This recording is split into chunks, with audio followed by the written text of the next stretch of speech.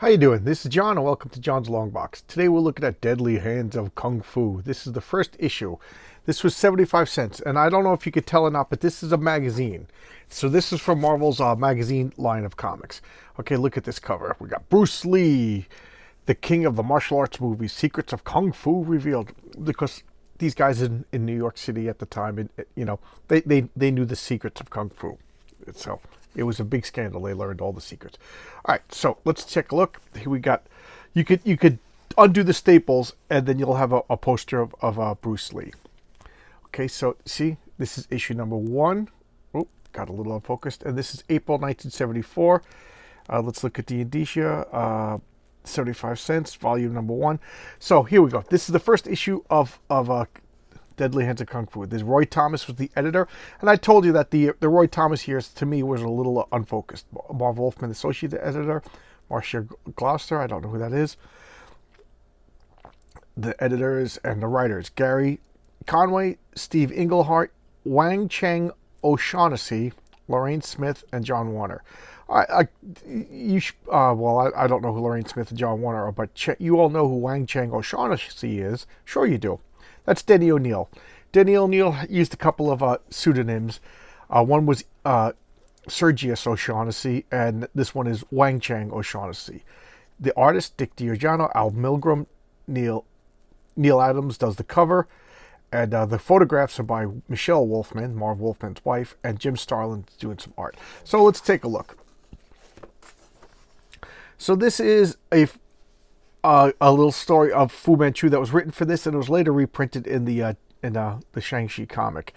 And here we got Fu Manchu. He's contemplating, why is my son always turning against me? Why is my son turning against me? And this I'd like to point out. I do not know my son. You four supervised in his instruction in the mental and martial arts since the day his American mother delivered him up to me. Okay? I want to point that out. He's half of the East, half of the West. That's why he's duality. That's why he's conflict. That's why he's always struggling inside. He's always combating to deal with all the duality in him. He's born in the East, but he's part of the West. When he moves to the West in England, he doesn't fit in there either because he's part of the East. His father is evil. His mother, I don't know if his mother was good or bad or whatever, but traditional versus modern life, all this stuff is struggling within this guy. And I think they just made him a slacker goofball in the movie. Okay, so he's 14 years old in this particular flashback story, and Fu Manchu is testing him. So he's sitting here meditating before he goes to bed, and these hired assassins come in to attack him. So he actually hears the sound of their footfalls, wakes up, and starts beating their faces in. The son of Fu Manchu fights as we are told. It was clever of the British to hire all four of us.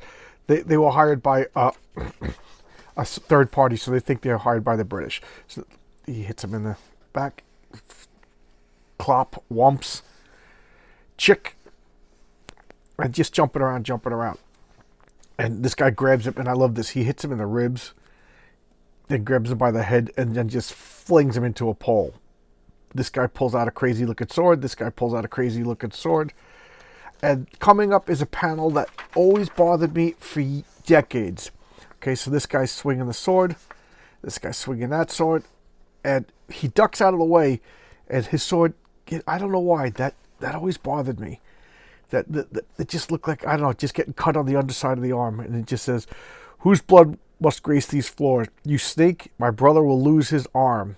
I don't know, that always bothered me. So here he is, he pulls back, he refocuses everything, and he just snaps this guy's sword. And then, what does he do? You see, he blocks. And now it's just him and the main guy. And this, he pulls out a dagger. Oh, he had the dagger in his hand. He throws the dagger, and boom, where'd it go? You plucked it from the air.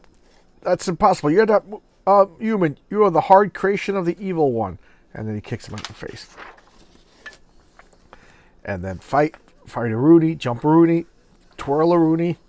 This picture is really cool. Look at this. This is Jim Starlin artwork. I guess I didn't specify. And blocks, and he gets kicked in the face. Blood, he's just making, beating the crap out of crap, and he's all unfocused right now. He's like, okay, so now he's summoning his inner self, his chi, whatever you want to call it, his ruling strength, his spirit, to truly see with his eyes, to listen with his ears, to master the body so that he might survive. So he rolls over, and then we got this, he's struggling with the duality. He's struggling with the brutality of just wanting to murder this guy versus just fighting this guy, because according to his words, this guy thinks he's fighting evil, so whatever. But he's only 14 years old right now.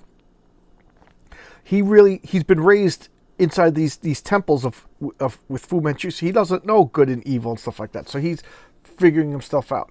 And now he looks around, he goes, "You have honored your father." He goes, "Was this a test?" So he's like, This is how my father lives? This using these people, this guy's gonna lose his arm, this guy's beaten up, there's blood all over the place, all for a test. His father kind of backfired. He was trying to see his will to fight, but he's really starting to raise some doubts. And whatever. He goes, "I forgive you, you failed in this test." He goes, "Serving you is my greatest joy." Ta-da. So that's the end of that particular story. No great shakes. And here we have 5 fact-filled features. So these are just articles, and this was actually pretty interesting. There's a lot. This is like a little mini biography of Bruce Lee. I didn't read this as a kid because I only wanted to read comics. I didn't want to read articles. But I read this yesterday when I was preparing for this, and a lot of stuff I didn't know about Bruce Lee. So it was pretty cool. And then How to Fight. So by Wang Chang O'Shaughnessy, who is Denny O'Neil. And Denny O'Neil, as you may know, is the one of the best legendary comic book editors. I think he's more famous as an editor than he is as a writer. And so I guess Michelle Wolfman took these pictures and he wrote up these articles. Getting in Shape for the Martial Arts. Kata by Jeffrey Pincus. I don't know who these people are. More pictures. There you go. There you go. Now you know how to do Kung Fu. Catching a Killer Red-Handed. A movie review. A Marvel Arts, The 5 Fingers of Death. So I saw this movie. It's been, 25 years since I've seen this movie. And a movie review. And now here's some short movie reviews. In Search of Bruce Lee, Infernal Street, whatever. The Way of the Tiger, The Signs of the Dragon. And The Click of the Nielsen. So this is about David Carradine as Kung Fu in the Kung Fu movies. Here you go. Look at how young he is. Look how young he is there. Okay, so I remember watching the show as a kid, Raising Cain on Thursday nights with Kung Fu. Another article to me by Wang Chang O'Shaughnessy, Denny O'Neil. Look at that jumping out of the page. This is just a lot of text. And here we have Crazy Magazine, The Walnuts. Plain High Drifter, that's Clint Eastwood smoking some joints. The Last Tangle in Paris. Spoiled Green instead of Soylent Green. So this was a crazy. This was a Marvel's humor magazine that was like rivaling Mad. It was actually pretty funny. There's some good stuff. And here we have an editorial of sorts by Roy Thomas. High Karate Kung Fu. So this is just his philosophy of this magazine. An editorial on Marvel. To me, this was just for you. This is just a space filler. So here's subscribe to the Marvel magazines. So we have Vampire Tales, we have Dracula Lives, Tales of the Zombie, Monsters Unleashed, Deadly Hands of Kung Fu, and Crazy. And how much for 6 issues for $5? And now this I really liked. For some reason I really like these characters, but this is the first appearance of the Sons of the Tiger. So here we have this guy's getting attacked by ninjas. Okay, where's his name? And I forget his name. Walking the streets of Chinatown, he's attacked by ninjas, but we call assassins. This is the second night you've been attacked outside my school. This will be the last. So, a dog traitor to your race, you hanging out with white people. So he's fighting and fighting and fighting. He beats them all, and he goes back to the dojo, and his master is killed. Okay. You must hear my final words for what I say. For when your parents were shot for resisting me, whatever. So this guy raised him, and he, was brought to America into San Francisco, and he's fighting, and he learned to fight. So here he is now, the best. Another ninja's fighting, and he's just blasting them all. But where's Master Key? Why isn't he? So now he's dead for most. I'm Lin. Lin, I forget his last name. Lin Chun, I think. Lin, my son, I am a dead man. You must listen to me. It is I who found you. So he's just telling us his story. We became your guardian. We raised you. You became the greatest fighter in this dojo. And you and Abe Brown. Where's Abe Brown? There's Abe Brown. Abe Brown is one fierce. So so this is like the Burger King kids. We got the Chinese guy Lin Chow. We got Abe Brown, the black guy, and then we got Robert Diamond. And Robert, he's like a movie star who got cast in a martial arts film. So he went down to this dojo to get a few moves just so he'd look out on camera. Turned out he had an affinity for it and really liked it. And so there you go. So you got the Chinese guy, the black guy, and the blonde white guy. And so he's like, so the dojo got ransacked. Master Key got killed. But right here on the table, in that little box that you just opened the lid, is the Jade Amulets that have mystic powers of the tiger. They weren't taken for whatever reason. The ninjas, they just ransacked, stole everything, but didn't think to check on that shelf for whatever reason. Maybe the magic made them stupid. So here he is, like, I got the amulets of the tiger. So when they chant it, the tiger's son, the masters, whatever. When the three are called and stand as one, they will fight. They will be done. For each is born anew, the tiger's son. It's not in Chinese or anything. It's in English.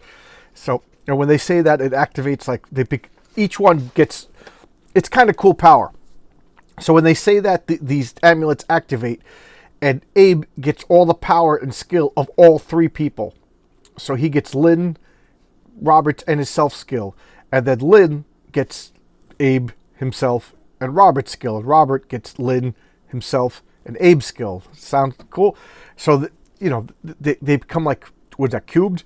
As here he is fighting all the drug dealers in Harlem. Oh, so it's not San Francisco. It's New York, and he's like, you ain't sneaking up on me. And it's relax to me. What's going on? He's like, Master Key's been killed. We want to go avenge him. He's like, I'm not going to avenge him. He's like, okay, well then you're a coward. He goes, I didn't say that. I'll help you avenge him, because that's all you got to call a guy a coward. So then these ninjas climbing up onto this penthouse where Robert Diamond is having a tuxedo Hollywood party, and ninjas attack. So he fights them all off while looking cool in his tux. And then Abe and Lin show up, and they make short work of all the ninjas. And look at this flip. And here we go. We're going to be the Sons of the Tiger. He goes, I'll help you avenge Master Key. And that'll be it. So they each get these. Wait, we're coming with you. And now they're going to the only dojo that teaches ninjas. So they go to where the ninjas are being trained, and I don't know where they got costumes along the way, but if you notice, they're all wearing the Jade Amulets. And then what they do is they chant this thing, and they get the kami, the spirit of the tiger, and just beat the crap out of everybody, because each one now is a triplicate. So they're like just like a fighting force. It's a pretty cool power, if you ask me. And they just beat the crap out of everybody. And he's like, okay, we avenged the master. And he's like, no, we didn't. We just avenged the ninjas who killed him. Now we got to go and get the people who sent the ninjas. So it's not over. Ta-da! A birth of a super team. And they lasted in the 70s for a while. And I think they all quit and like threw down their Jade Tiger medallions in disgust. And Hector Alonso, I think his name was, picked him up, and he became the White Tiger. He got all the power from all of them. And that's his origin. So Dracula lives. Here's the other part of that Bruce Lee poster. And here's the back, the Sons of the Tiger. I don't know why. I always liked the Sons of the Tiger. Now, like I said, as a kid, I didn't particularly care for all this stuff because it was all articles. So I think this is the only issue that I had, for a long time. I mean, this isn't even the issue that I had. The issue that I had is like beat up and destroyed. So I bought a collection of a full run. So this is my newest one. My other one is just, I wouldn't even put it on a camera. It's all beat up. Because it's this big, thick magazine size thing, and it only has like 12, 15 pages of comic book. The rest is all text. And I didn't care for that. So that's why I dabbled into these Marvel magazines, but once I saw that there were articles and stuff like that, I kind of lost interest because I wanted comic books. But as an adult, I don't mind. Like, I did find the Bruce Lee biography fascinating. There's a lot of stuff about him I didn't know. You know, I watched his movies, but I'm not going to say that I was a big Bruce Lee fan or aficionado or anything like that. But I did enjoy his movies. So there you go. So I learned a lot of. But back to the Deadlands of Kung Fu. So I got the stack over here. I'm going to read the rest of them because I didn't read them all. So there's only like 7 or 8 issues. And I know the price went up recently, but because of the Shang-Chi movie. But I got them years ago. But there you go. I'm babbling now, so I'll cut it short. So thank you. I appreciate your time, and I'll see you tomorrow with another video. Thanks a lot. Bye-bye.